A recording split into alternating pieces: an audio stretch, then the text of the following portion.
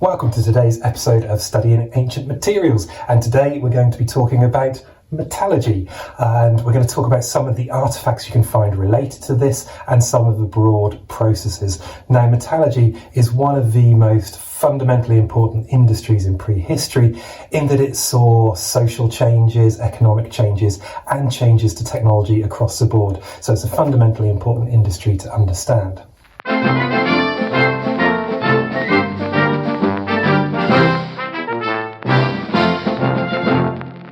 What I'm going to do today is go through the production process one step at a time, showing you key bits of evidence and key practices to help understand and flesh out this process. Now, normally we'd be doing this in a classroom with hands-on material artifact sessions. However, today I'm just going to do my best to show you the artifacts themselves and describe some of their physical properties.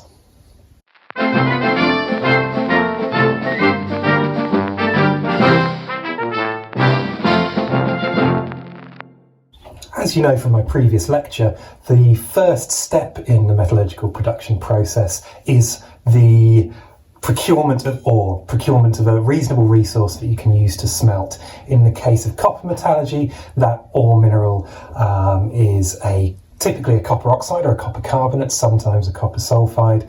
In the case of iron metallurgy, that's typically an iron oxide. But the first step really is to collect that ore. Now, that can be done through mining, or it can be done through something more akin to gathering, i.e. collecting rich minerals that occur near to the surface. As time goes on, as industry goes on, this part of the technological process becomes more developed and more advanced, and we see deep mining following mineral resources. Now, you can go back to my lecture, the lecture slides, and see some of the mechanics behind this process, but let's take a look at some of the key ore minerals. This first example is a bit of malachite. You can see its green colour. It's a very crystalline example, and it's one of the most commonly smelted ore minerals in prehistory. It's also used in pigment manufacture and other technologies. This is another example of some malachite occurring in a slightly different host rock, and it's got a much more powdery texture. That's quite common in the archaeological record where it's been weathered. And these last examples are what you often find on mining sites, because you very rarely find a good bit of mineral left on a mining site because it's been heavily exploited. So what you often get is the country rock, the host rock, with scars left from malachite, and in this case azurite, which you can see in blue. So the mining process leaves a trace, but quite often the really abundant, the really high quality ore minerals have been taken away and removed. This is another type of copper mineral, part of a sulfide group, and this one's called bornite or peacock ore. You can see its gold multicoloured lustre there. Now, this is much more complicated to smelt than a carbonate or an oxide ore. It takes a multi-step process. However, we do know it was smelted in abundance in prehistory. Sites in the Alps and islands used this type of copper ore. Moving on to iron ore, this is an ore mineral called hematite. You can tell it's hematite because of its blood red lustre.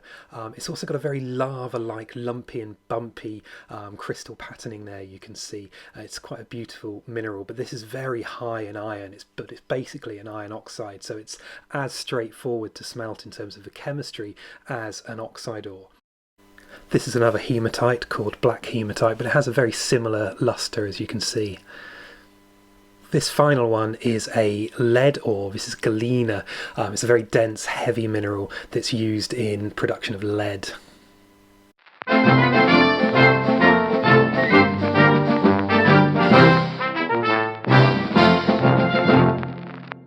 The next step in the process is really important, but it's one that's often overlooked. It's termed beneficiation, and all that really means is selecting the good bits of the ore from the bad bits of the ore. Now, this is a process often done near the mines themselves, where copper ore is extracted. It's then pulverised a little bit, i.e. beaten with a hammerstone, before being processed and selected. So it's a very visual and tactile process. Those bits of ore mineral of the strongest colour, the hardest texture, and in some cases even smell can help pick out the good ore from bad ore. Let's have a little look at some of the tools you may use in this process.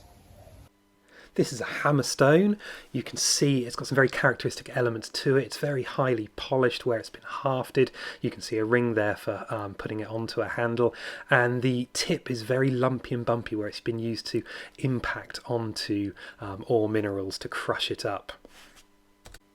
Onto something like this mortar stone, which you can see an impression on the top where it's been used to abrade and hammer minerals into.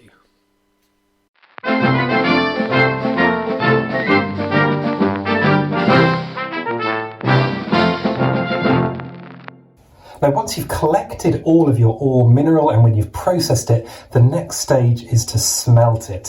What that means is to transform it from a mineral into a pure metal. So in the case of, let's say, a copper oxide ore, it will be removing all of the oxygen, leaving you with just copper. Now, you'll remember from the lecture that's often done in quite complex metallurgical architecture, typically a clay-built furnace alongside some sort of bellows to add air to the system. And what that does is facilitates the correct atmosphere, which is ultimately an abundance of carbon monoxide, to draw as much oxygen away as you can from that copper oxide or that iron oxide, leaving you with a finished metal. Now, smelting is an incredibly complex process, and it leaves behind a huge suite of different classes of debris. It's really difficult to show you every single one of them, but there are a few that are utterly characteristic and really help to characterize which industry you're looking at, which type of material you're looking at, which kind of technology, which can really help disentangle the metallurgical chaîne opératoire and help you understand the production process as a whole, and ultimately what the people were doing on any given site. This is an example of copper slag. This is a plate slag. It forms on top of a liquid copper ingot when it's molten in the furnace, and you can see on the underside the bubbles where that hot molten copper has been bubbling away, whereas on the top it's fairly smooth, and in cross section you can see a really clear crystalline structure where it's cooled on that copper. This type of slag is very common and it occurs on both copper and iron metallurgy. It's ultimately non-diagnostic in that it's the kind of grungy looking, unformed, poorly formed slag material that forms inside the furnace. It's not very dense, it's not very useful, and you tend to get many kilos of this on a production site. This is a fragment of what's called a smithing half bottom. It's the accumulation of all the bits and pieces that form in the bottom of a blacksmith's forge when he or she is working a bit of metal, heating it and cooling it, hammering it, heating, cooling, hammering. It forms a big mass that's plano-convex in the base of the forge.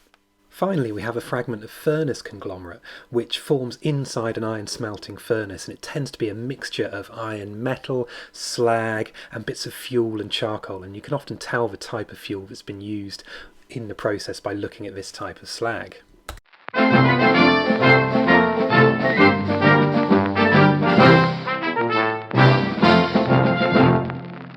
Now, once you've produced your metal, it's not going to be in a necessarily usable state at that time. It normally comes out as either a spongy mass in the case of iron metallurgy, or a blobby, messy ingot in the case of copper metallurgy. Now, that metal needs to be worked or processed into an object. And there are two broad ways of doing that. One is casting, i.e. melting that metal into a liquid and casting it into the shape you want. The other is forging, and that's working it into the shape you want with hammering, with impact, basically forcing it into the shape you want without ever actually melting it. Now, you can use both together, of course, but typically, in a prehistoric context at least, copper metallurgy tends to be associated with casting technology, whereas iron metallurgy tends to be associated with forging. Now, the real important difference there, as I'm sure you'll all remember from my lecture, is up until the medieval period, iron metallurgy was a solid state process. It was not possible to get the temperatures to melt that iron, to cast it, up until the advent really of the blast furnace. So the majority of early iron artefacts were smelted into a bloom and then forged into the finished object without ever being melted. And again, as with smelting, this leaves some really characteristic evidence. Let's take a quick look. This is a fragment of a mould that was used to cast a blade. You can see the edges of the mould on the upper surface. The inner layer is very highly fired where it's come in contact with the hot molten metal, whereas the outside is relatively underfired. And you can see just how hot that metal must have been when it was poured into here by the vitrification on the surface. Finally, this is a micrograph of hammer scale, which is small sphere and plate-like fragments that are blasted off of a blacksmith's hammer. Every time you see a spark flying away from a smith, it's a fragment of hammer scale, and it's really characteristic of blacksmithing. You can use it to identify sites and areas where blacksmiths have worked. You can even use it to spatially understand the smithy itself by looking at the concentration of hammer scale in the soil, and you can map it either by looking at the soil with a microscope and seeing the spheres of hammer scale, or by doing something called magnetic susceptibility that looks at the relative concentration of magnetic components in a soil. Now, in the case of many artefacts, this would be the end of the process. You have your finished objects. But some artifacts, some objects need a little bit more work.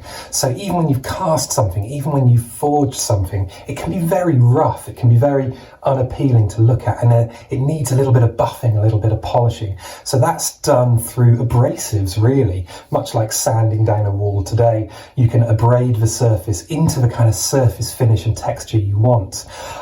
So with jewellery items, for example, you may polish it into a shine. Likewise, some ornamental daggers would get polished up. This is an example of a whetstone, and you can see where it's been used to sharpen up and abrade the edges on metal objects. The striations are absolutely characteristic. And what's really interesting about this one is the two halves have been used independently of each other. Each is a different whetstone.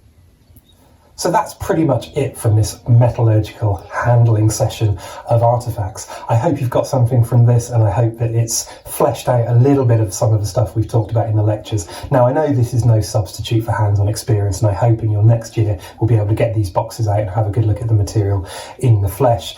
But for now, email me any questions, let me know if you need any more information. But do take your time to look at the lecture slides, review this video, and indeed Google around the subject a little bit. There's an awful lot of great resources online from a variety of prehistoric reconstructionists who will help you through all of these processes.